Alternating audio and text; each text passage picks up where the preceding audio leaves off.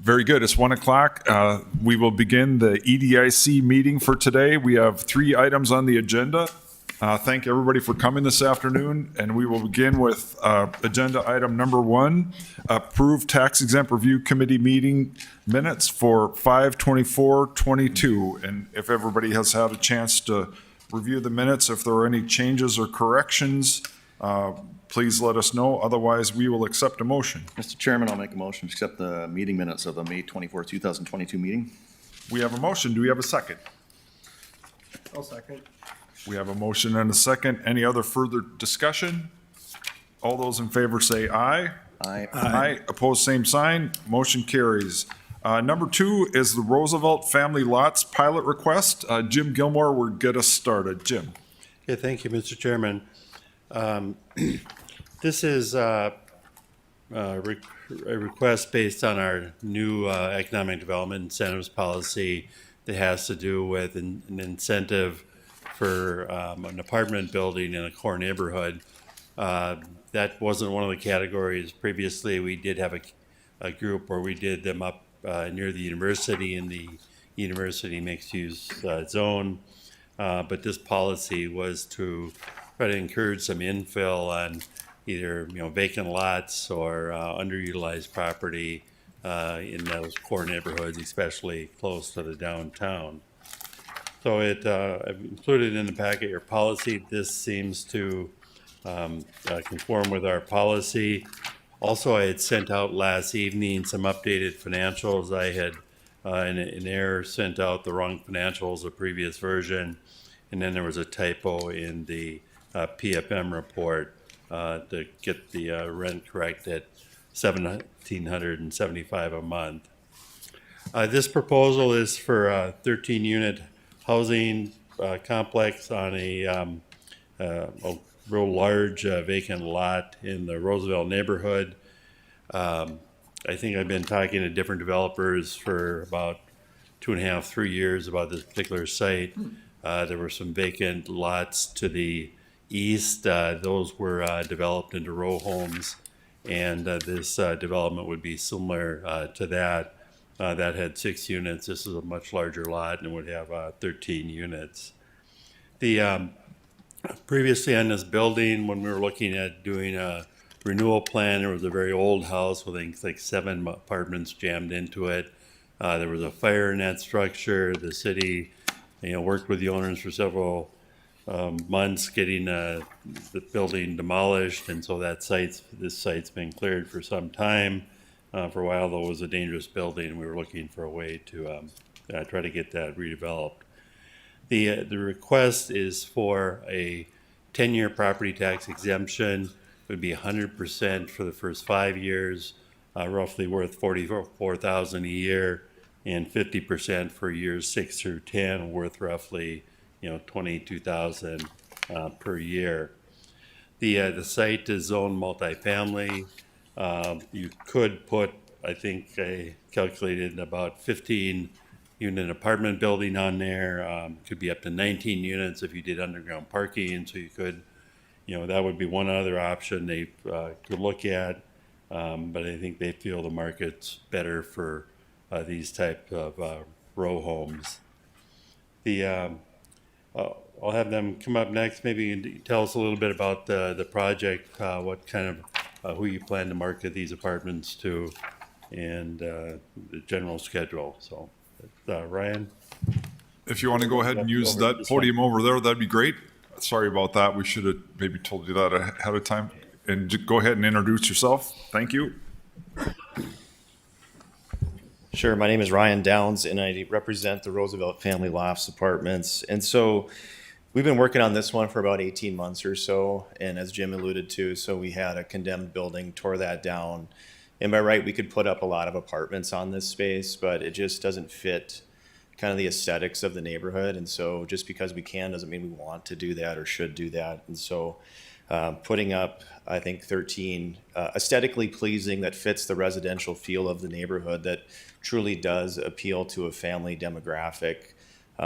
We've had some issues in the school population kind of around that area, and so that would we've gotten some feedback from the neighborhood, and that would be a really accepted accepted type of residence for them. So, our target rent base, as Jim also mentioned too, so we're looking at about $17.75 in today's market. Things have changed dramatically up and down in terms of rents, in terms of interest rates, and in terms of construction costs too. So our financial modeling that we put together on this is about as close as we can get to at the point in time that we put it together. So this has been a long time coming. We put a lot of thought and a lot of detail on how this could be put together, and so we think it's a great property for the neighborhood. So if we have any questions, if you don't mind, I'll start out with a question. So obviously there's quite a few apartments and the access there's just going to be one driveway in and out. So are you optimistic as far as how traffic will go in and out of there, and you think that's adequate? I think it is adequate, and I think that's part of the reason why we didn't put the high density in there. So you think of things like snow removal, you think of things like the traffic, and just that added green space we have in there too. So I think there's the property to the east, is a newer property right there as well. That hasn't been an issue on that property, and that's a little bit tighter than I think this would look like. Ryan, I got a question. If you could expand a little bit on your comment about you had good feedback from the neighborhood, you said. Can you expand on that a little bit? Was there meetings? Was there any kind of interaction with the neighbors or the neighborhood association, and how did that go? Yeah, and maybe, Jim, you would know more about how that took shape than I would, but I do think there's a Roosevelt Neighborhood Association. I believe there was a discussion that was had with them, and so I think there was some comments back on that. I would say that they're looking for more of that family feel, and that's really why we took the direction that we did. And so that's the number one thing, right, was that, and that's why you would see some of that green space in the area.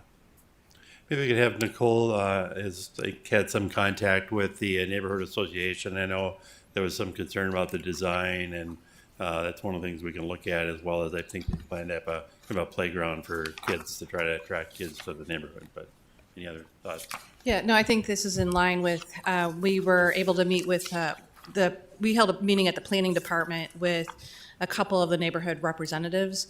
I'm not sure about a broader outreach with the neighborhood. We would do that as part of the entitlement process. And, but yeah, the feedback we got is they're most concerned about the appeal to the family as well as that appeal to the right-of-way. So design aesthetics as it faces the right-of-way. And, we like from a staff perspective, we like the amenities on the site that they're showing in relation to family and open space. Go ahead, Mayor. Did you think about condos at all versus renting?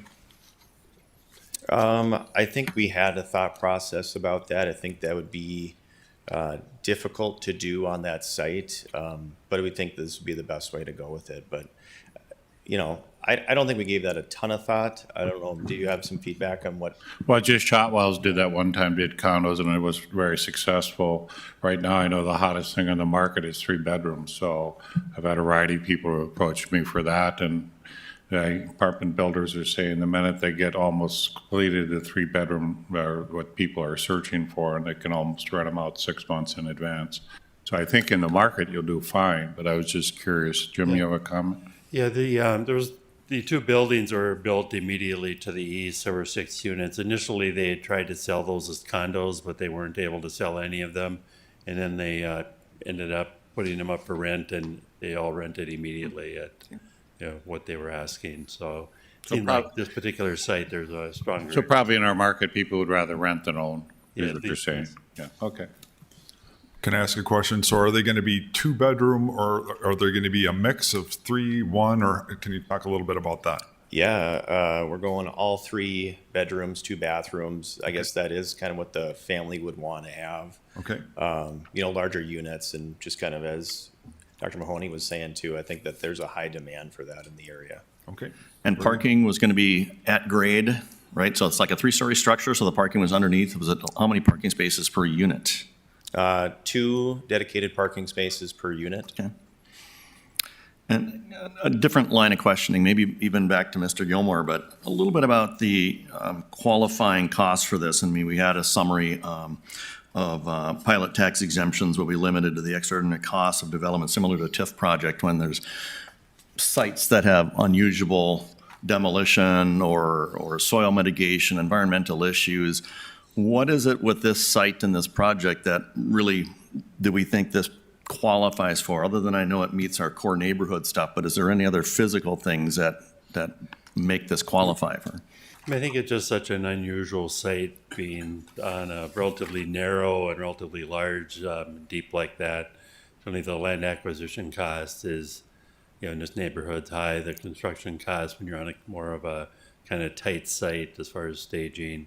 I think I estimated the present value of this property tax exemption at about $338,000. So it's probably less than 10% of their overall costs. And I guess I just have a request maybe of Nicole that if this passes, could we make sure that we have the neighborhood association just so they know what's going on, that we kind of go above and beyond, because obviously we had some issues there, and I would much rather have them be aware of it. And if that's possible, I think, and if you've already had some meetings informally, that's great, but I just think from the No, I perspective. think for the record, thanks for that, Commissioner Pepcorn. I think for the record, just so everybody's clear and the applicants are clear, that while this is talking about the incentive, it doesn't in any way relate to the entitlement part of the process. And so they did, in all fairness, they did have concerns about the project in general. They have concerns about lots of things in general. And so I think before the public hearing is scheduled at the city commission, I think a neighborhood meeting would be appropriate. Yeah, the hearing is scheduled for August 22nd, so we're 4 weeks out, so there's time to let the neighborhood know. And then as far as the agreement on these incentives, I think some conditions could include certainly that playground be there and that we have a kind of an attractive elevation along 10th Avenue. I appreciate that, but I think it'd be good for us to go above and beyond just to make sure they know they're included.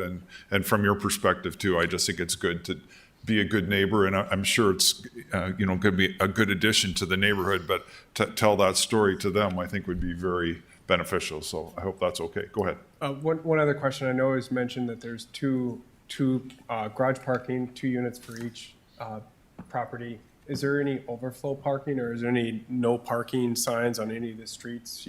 People have, if there's a teenager or somebody that drives, where are they going to park type of situation? Yeah, I mean, I guess the overflow parking would be on the street. Okay. There would be options to maneuver with some of that dedicated green space that we would have for those, the playground and that sort of thing. Would not like to take that away if we could avoid it. Sure. Just curious. Yeah, but I think two stalls for 3 bedrooms. It's pretty neutral from being underparked, overparked. But I think with some of that overflow on the street, if you drive by on the street today, there's typically not a lot of cars on there anyway. So. Okay. Very good. Any other questions or comments? We do have Matt on from PFM. I don't know if you have any questions on the financial report. Matt, thank you for joining us. Do you have any comments for us as far as the overview that you want to point out to us? And I don't know if anybody in the group has any questions. Sure. I'll just kind of go through my analysis quickly here. As I've stated before, we look at the pro forma. We do our own pro forma based on our inputs, and we take a look at with and without this property exemption to see if it would be viable without the exemption. And so we look at a couple things. We look at debt service coverage ratio, and we look at the internal rate of return. And for this, without the property tax exemption, they were under a 1x coverage. And then the internal rate of return was also on the lower side of things, and almost just under 4%. Typically, I think investors like to look at, for a project like this, around 10+%. And with the exemption, on the internal rate of return, we got up to over 7%, and then a coverage above the 1x coverage. So while the coverage and the IRR are with the tax exemption, is on the lower side. You know, we don't believe that this could be done, you know, kind of but for this public assistance. Very good. Any other comments or questions? Thank you for the comments. I don't know if anybody has any other questions. Otherwise, if we're ready, we will accept a motion.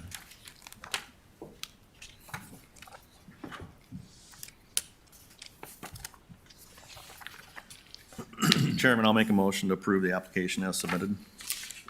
I'll second that motion. We have a motion and a second. Any further discussion? All those in favor say aye. Aye. Opposed, same sign. Motion carries. The last item on our agenda is the Opportunity Fund. Jim, will you talk a little bit about that, please? Yeah, the city of Fargo participates in, it's called the North Dakota Opportunity Fund. They provide low interest loans and some equity investments to businesses throughout the state. I believe there's 30 communities that participate. It was set up with some federal money.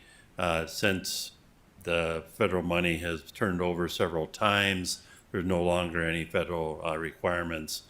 You recently supported 2 applications that were for this fund. You don't get to make the decision, but in order to apply for the fund, they need the permission from the city of Fargo. And I think you might recall there was a daycare center about a year ago, and then another small manufacturing plant that expanded here from Holly. We received another request from another daycare operation, and we didn't have anything on the agenda last week, and so in visiting with Commissioner Pepcorn, we went ahead and put on the city commission agenda to support them applying for that. And so I think one of the questions is, rather than wait for this committee, are you comfortable with Commissioner Pepcorn and I, if the business kind of fits with daycare, some other need in the community, with us going ahead and having the city commission support those? Or would you want to see all of these applicants? Again, it's not really city money, but it's a fund that we participate in. John Mahachek from the EDC is on that board. And, maybe, John Cosgrove, you might want to have some comments on this. I think you were involved with the EDC with the time that this fund was created. I just want to get your thoughts on that. And if you don't mind, I'll just add a couple of comments real quick. So the first thing is, we would always put this on the agenda if we were going to have a meeting. But basically, it's a letter of support from us, and so it isn't like we're making a financial obligation or something like that. So I just want to make sure that we're all comfortable with that, and if we aren't, we can change it. But that was the perspective, that if possible, we'll put it on the agenda. But if we're not going to meet, to call a special meeting just for that, I don't know if that's necessary. So that, I don't know if that summarizes it correctly, Jim, but that was kind of the line of thinking. And John, you can give us your perspective. Go ahead. Well, no, I think the daycare needs are well demonstrated and should be supported by this. The Opportunity Fund, the funds actually were federal funds that came in, and it was allocated, since the state didn't apply for them, it was allocated to the cities, and the cities banded together, about 30 different communities. Of that, Fargo was probably, Jim, 70–80%. It was a $13 million pool. So Yeah. Fargo contributed maybe $7 million. We've not received that much benefit from it. And so anything I think we can do to encourage that. Yeah, I think we should make more people aware of the fund, particularly some of the non-primary sector businesses, because the fund is managed out of Mandan, and most of the participating communities are in the western part of the state and have close ties to the banks out there. And so we really haven't had that many applications or loans done in Fargo, given the relative size of the city compared to the other cities. Well, and boy, this is taxing memory here, but I thought there was an option after the funds had gone through their federal process that the fund could be disbanded and the funds then distributed pro rata to the cities based on the population and their contribution. So I don't know if that's something, given the lack of activity for Fargo in this fund, it's something you may want to ask about. Yeah, and John Mahachek had talked about that, and he thinks in order to disband the fund, you need more majority of all the cities to agree to that, and then a lot of the fund is lent out, and so it would be probably a 10-year period for all the funds to be paid back in return. So you wouldn't be able to just close it down overnight. But I think Fargo's value in the fund now is in the $3 million range. Okay. So you mentioned John Mahachek is he's staff at Economic Development Corporation, on their board or advisory or whatever. How was that fund governed from a board perspective? What is that comprised of? Do you know that? I believe there's an overall policy committee and then a loan committee that's part of that, and then staff through the Lewis and Clark Regional Council, where you and I used to work. You and I used to work there. So there is, and on that board and governance committee, there are elected officials on there? Yeah, there's a lot of elected officials on that. And, and that's one of the things that John brought up too, whether or not, since this fund has a broader mission, should someone else be the Fargo representative on this? Maybe someone with a lending background or versus just economic development. The EDC does a great job. Their focus is on primary sector. Some of these things like daycare are certainly important for primary sector businesses, but some of the other businesses are not related to primary sector. I think, Mr. Chairman, in the interest of keeping our agendas briefer, I don't know that we need to see every one of these, since we're just giving a letter of support. And if there are elected officials on that board, as well as staff from Economic Development Corporation, even we're on the board of Economic Development, if there's ever something we objected to, we can bring it up at that level. But in order to keep our agendas more streamlined, I'm okay if we just allowed the commission and staff to make that recommendation.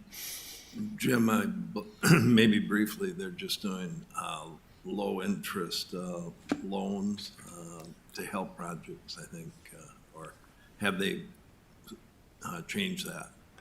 I think they've done some low-interest loans. They've also done some interest buy-downs. I use some of the money for instance buy-down through the State Bank of North Dakota. So it's been I think it can be a variety of, it could be a loan, could be an equity investment, could be interest buy-down. I think they've got a lot of flexibility. So I don't know if we need a motion, but if everybody is comfortable, we'll just continue doing it that way. Do you think we need a motion? I don't think so. I think we'll just continue to do that. Maybe we'll try to build that into one of our policies in the future. But basically what happens is it goes on to the city commission anyway. It isn't like there's some kind of action and there's really no funding commitment from our perspective. Yeah, I think we'd still take these as city commission because since our meeting every 2 weeks anyway, and we just put it on consent. Okay. Very good. Any other comments or anything for the good of the order? Otherwise, it's 1:23 and we like fast meetings here at the city of Fargo. So thank everybody for coming this afternoon. Congratulations with your project. We look forward to that, and have a good afternoon.